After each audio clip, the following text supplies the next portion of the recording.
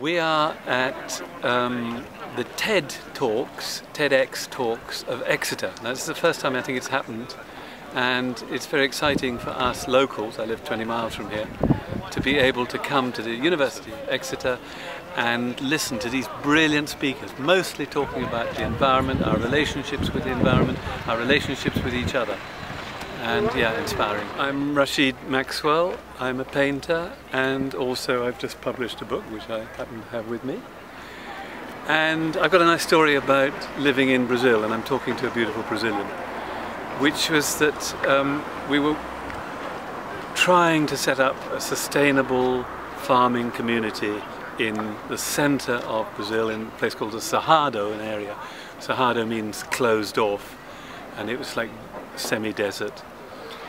So we lived there for a number of years, a lot of ego personality clashes, and gradually the project started to collapse.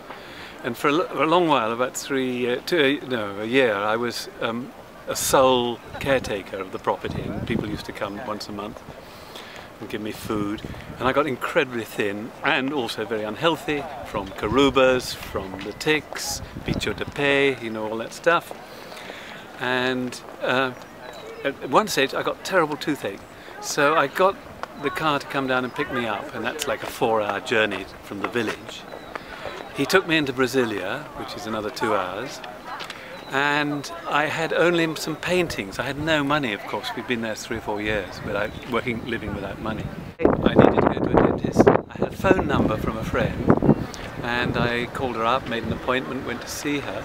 I had no money, so taking a number of watercolours which I had, I said, can I pay you in watercolours and you do the dental work? And she said, you just don't understand Brazil. We don't work like that. If you want dental work done and you haven't got any money, I'll do it. It's not...